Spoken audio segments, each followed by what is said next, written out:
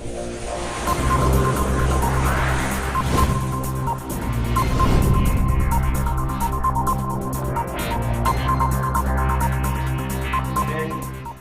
कृष्ण मुरारी स्वागत करता हूं आपके अपने YouTube चैनल फंडामेंटल एजुकेशन में।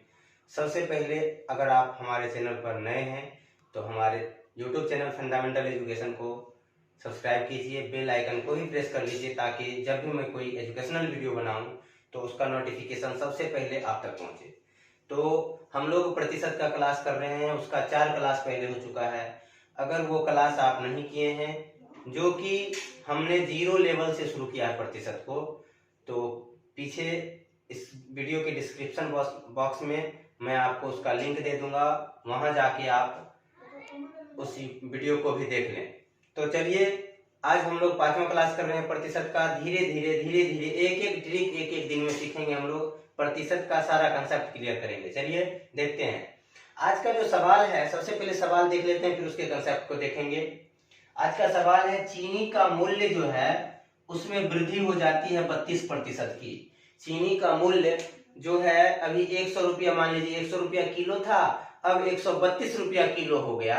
लेकिन एक परिवार में जो खर्च होता था चीनी पर, वो वृद्धि कहता है कि उसमें हम मात्र 10% खर्च करेंगे, मात्र 10% खर्च करेंगे। और ये भी कह रहा है कि पहले हमारे घर में 24 किलो चीनी खपत होता था। तो क्वेश्चन पूछ रहा है कि अब चीनी की खपत क्या होगी, अब हम चीनी का खपत किस रेशियो में करेंगे। तो चलिए इसको देखने के लिए हम लोग एक साधारण से फॉर्मूला को पहले इसको हम लोग बना लेते हैं। तो इसके लिए है 100 प्लस चीनी, खर्च में वृद्धि कितना हुआ 10 बटे 100 प्लस चीनी में वृद्धि कितना हुआ 32 गुना चीनी का कितना खपत होता था केजी में, तो 24। ये हो गया हमारा। इसको हम लोग करेंगे, ये 110 बटे 132 और गुना 24। अब देखिए इसको काटिए, 11 बार में कट जाएगा। 11 नहीं 110, 11 गुना 12 कीजिएगा तो 132 हो जाएगा। अब ये क्या कीजिए, इसी 12 से इसको काट दीजिए, 12 गुना 24। यानी कि अब जो है हमारे घर में 20 केजी ही चीनी आ पाएगा। कहने का मतलब ये हुआ कि चीनी के मूल्य में अगर 32% की वृद्धि हो गई और हम चाहते हैं कि हमारे घर में मात्र 10% ही चीनी की खपत में वृद्धि हो, उसके खर्च में वृद्धि हो, तो उसके खपत को 24 किलो की जगह हमको 20 केजी करना पड़ेगा। तो चलिए अब हम इसके कंसेप्ट को समझते हैं, आगे देखते हैं हम लोग। तो चलिए इसके कंसेप्ट को हम लोग समझते हैं। अगर वस्तु के मूल्य में मान लीजिए वस्तु के मूल्य में वृद्धि, वस्तु के मूल्य में अगर वृद्धि x% की हो जाए, वस्तु के मूल्य में x% की वृद्धि हो जाए और हम चाहें कि खर्च में वृद्धि जो है हमारा y% हो, खर्च में वृद्धि जो है हमारा y% हो, और मान लीजिए कि हम पहले खर्च मूल्य में वृद्धि से पहले जो हमारा खपत था वो a केजी था, a लीटर था, यानी a इकाई था। तो मूल्य वृद्धि से पहले खपत हमारा था कितना, a केजी था या a लीटर था या a मिलीलीटर था, यानी a मात्रक था, a इकाई था। चलिए a इकाई लिख लेते हैं हम लोग, a इकाई था। तो इसके लिए सूत्र क्या होगा कि अब हम लोगों को कितना खपत होगा। अब अगर हम लोग वस्तु का मूल्य बढ़ जाए, खर्च में भी थोड़ा सा बढ़ोतरी कर दें, अब पहले हम अगर a इकाई खर्च करते थे, खपत करते थे, तो अब कितना खपत करना पड़ेगा। उसके लिए जो है हम लोगों का होगा वस्तु की खपत। अब वस्तु की खपत के लिए होगा,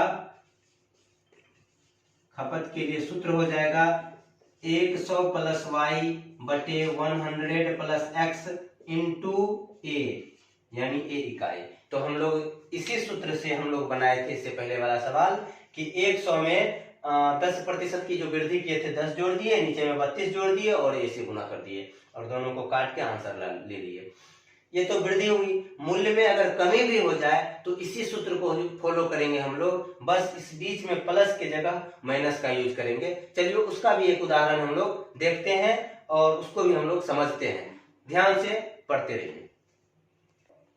तो चलिए हम लोग देखते हैं कमी वाला, कि दाल जो है उसका कभी दाम ज्यादा होता है कभी कम होता है। तो उसी पर है कि दाल के मूल्य में कमी हो गई 25% की, तो इसको मान लीजिए x, और खर्च में हम लोग कमी कर दिए 10%, इसको मान लीजिए y, और एक दिन में हम लोग 300 ग्राम दाल पहले बनाते थे, तो अब बताइए कि हम लोग कितने दिन में कितना ग्राम दाल बनाएंगे। तो अब खपत बराबर हम लोग जानते हैं कि 100 माइनस वाई, और y की जगह पे है 10, तो 100 माइनस 10 बटे 100 माइनस 25, और इसको घेर के गुना कर दीजिए 300 से। कितना आसान है, चलिए देखते हैं हम लोग। 100 में से 10 घट जाएगा तो कितना बच जाएगा 90, और 100 में से 25 घट जाएगा तो 75, और गुना 300। अब देखिए 75 से इसको काटेंगे, 75 गुना 150 होता है, 150 गुना 300 यानी 4 बार में कट गया, बराबर 9 चौका 36, यानी कि 360 ग्राम। अब जो है ये मूल्य, दाल के मूल्य में 25% की कमी हो गई, खर्च में हम लोग 10% की कमी किए, तो पहले बनाते थे 300 ग्राम दाल, तो अब बनाएंगे 360 ग्राम दाल। तो इस तरह के प्रश्नों को हम लोग इस सूत्र से आसानी से हल कर सकते हैं। तो आप लोगों को ये सूत्र कैसा लगा, यह जानकारी कैसी लगी, कमेंट बॉक्स में जरूर बताइएगा। अगर आप मेरे, एक बार मैं फिर से कहूंगा कि अगर आप मेरे चैनल पे नए हैं तो हमारे यूट्यूब चैनल फंडामेंटल एजुकेशन को सब्सक्राइब कर लीजिए, बेल आइकन को भी प्रेस कर दीजिए, और अगर ये वीडियो आपको अच्छा लग रहा हो, हमारे द्वारा दिया गया जानकारी आपको अच्छी लग रही हो, तो इस वीडियो को भी लाइक कर दीजिए। धन्यवाद।